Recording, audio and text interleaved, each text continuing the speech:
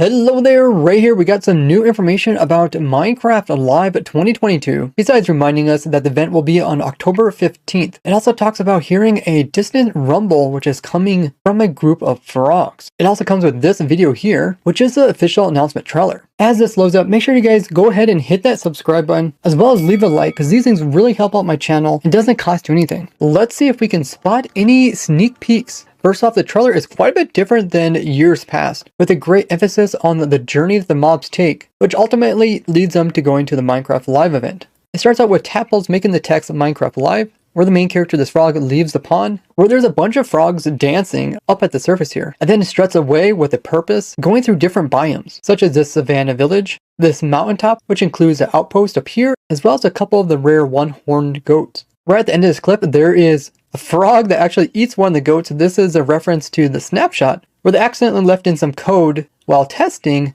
that allowed frogs to actually eat goats during one snapshot. The next scene is in the swamp, where, as we know, frogs will actually eat little slimes and spit out slime balls. But in this case, the frog tries to slurp up the slime, but the leg comes in, actually sits on top of the frog's tongue. Then it goes on to actually pick up the slime and take off with it. This upsets the frog, and then it goes after the leg. And this actually starts a massive chase. And in this scene, you can see an Easter egg. Over here at the sign, it says, "It is Snapshot Day, my dudes," which is a reference to the memes people post with frogs saying this during the days they produce Minecraft snapshots. The frog hopping off of the goat then upsets the goat, which causes the goat to then take part in the chase. The goat then runs into the zombie, then the zombie joins in. During this whole chase, they do give more information about the Minecraft Live event, saying they will be broadcast live, most likely on YouTube as well as Twitch. And like past years, I am planning to live stream myself of me watching the event and give insight using my 13 years of playing the game Minecraft on what we might be expecting with the 1.20 update. More mobs continue to join in. Then there's a scene with the frogs going through the nether and slurping up a small magma cube and spitting out the frog life. This gets the magma cube to join in with them, and we can see them running past in the background, with each of them chasing the other.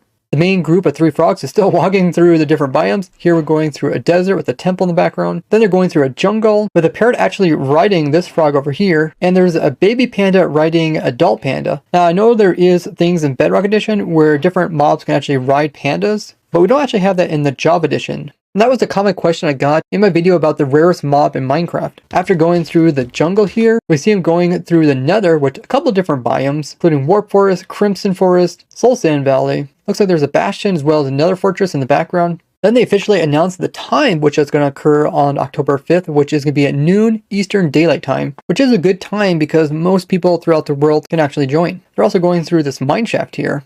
And as it pans away, we can see that there is some rails here in the mineshaft, but they have blue sides instead of like the normal gray ones. This is all just animation, so it's possible that the colors got a little bit mixed up. But it would be amazing if they came in and updated the minecart systems, as they haven't been touched in many years. The next scene, they actually go past this character here, which is from Minecraft Dungeons. Now, besides just talking about Minecraft the game, they're also going to talk about the other games under the Minecraft franchise, which includes Minecraft Dungeons. So this guy gets upset and he joins in on the chase with a lot of different decor that you can see in Minecraft Dungeons with the same 3 frogs. Next up, they go through a plains village here with all the different villager types, and they also announce mob vote. So now we officially know that there will be an actual mob vote. Probably going to be an option between 3 different mobs, and us, the viewers, can actually vote on which one we want, and whichever one gets the most votes will be added into the 1.20 update. They're also going through this mushroom island over here with mushrooms standing on top of these mushrooms. But it's not just any old mob vote. It's actually going to be in-game, as I kind of predicted. So instead of like past years where we voted on Twitter, we're actually going to be doing it in the Minecraft game. Some people were concerned because the voting system looks like it's going to be put onto the Bedrock Edition, meaning you'd have to have the Bedrock Edition in order to vote. Now technically all Java players should also have access to Bedrock Edition with their more recent bundle of Java and Bedrock. And if you have any old versions, you can then get the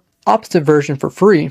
But I know a lot of players just haven't got around to actually getting Bedrock, or they just don't want to. What do you guys think about this? They then go through this biome here. It might be iceberg biome, but it has a lot of drowns around it. There's also a quick glimpse of them going through a mansion with these really crazy looking Vex as well as pillagers. Then the end dimension with plenty of endermites and an end city in the distance. We then see the whole crew zipping through the deep dark where they accidentally bump into a skulk sensor, activating what it seems is going straight up to this portal here, but the portal itself doesn't actually light up. But there's a lot of emphasis on this. This also activates the Warden, which comes jumping out of the ground and continues the entire chase. They also mentioned that there's going to be the latest news about Minecraft at the Minecraft Live event, with the Warden blasting the words away.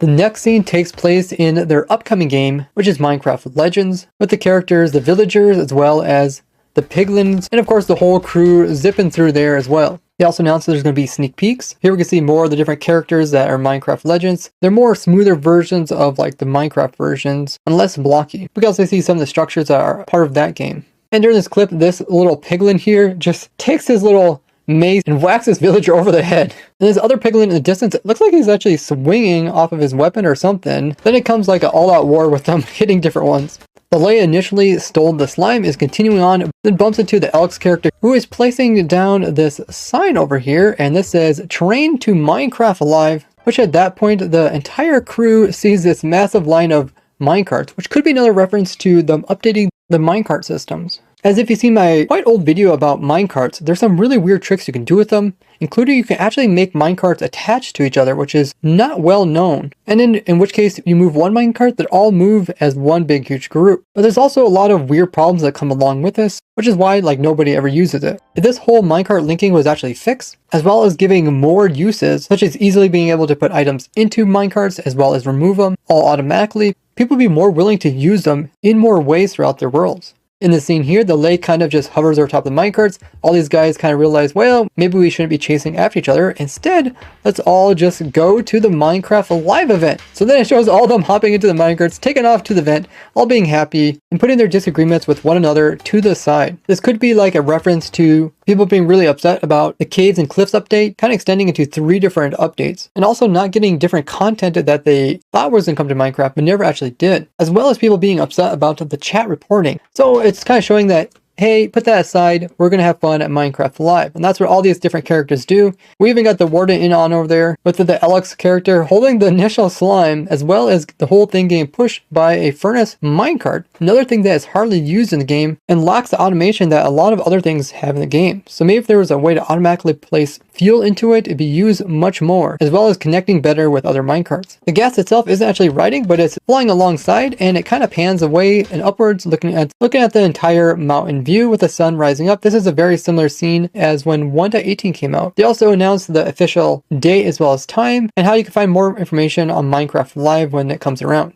Back on the Minecraft page, it does talk about how you can watch it through their YouTube channel, as well as they mentioned the mob vote returning, and how we voted in the LA last year. But they said they would do things a bit differently, and instead of voting on Twitter, you'll be able to vote by a special Minecraft server, or the Minecraft launcher, or actually on Minecraft.net, which is 3 kind of really different ways. As a server is an in-game thing, the launcher will allow Java players to actually vote over there, and the website will allow anybody who has a Minecraft account. You can even like vote using your phone, similar to like voting on Twitter. Polls are going to be open on October 14th, which is actually for the event, not during it like we normally would have it, putting at noon on Friday. So you actually have a full 24 hours to vote on this, letting more people participate even in different time zones. But since it's not on Twitter, you don't actually get to see how the vote is doing. So it's going to be a complete surprise for the live event. A lot of big changes already announced before the Minecraft Live even came out. Let me know if you think there's any more sneak peeks hidden within this trailer. And do you think this will ease players' tensions about past events?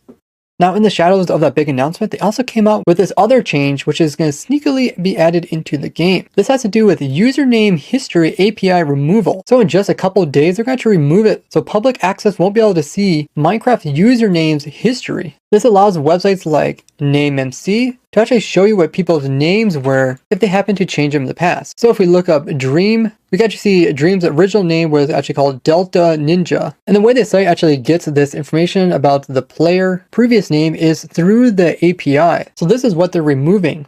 And they said they're doing this so that they will improve player safety and data privacy. Now they said this only applies to the full username history of any Minecraft account and will stop bad actors and evildoers. As a consequence, this will affect third-party services like looking at username history data. They do say this is an unfortunate effect of it and would like to warn any services that do use the name APIs to be prepared for this change. This was probably done to combat people name muling, which is where they take different popular Minecraft names and then turn around and try to sell them to normal Minecraft players. They also said that there's no plans to officially add this back in. Now this website has other things to do with the usernames, like it shows if a username will become available. So such as this name here, if we just click on it, we can actually see who had this username in the past and what their new username is, as well as exactly when they switched usernames. And after 30 days of switching to a different name, the old name will become available for other players to use. Now, if they do remove username history, I would assume that this ability to actually look up name switches would also vanish.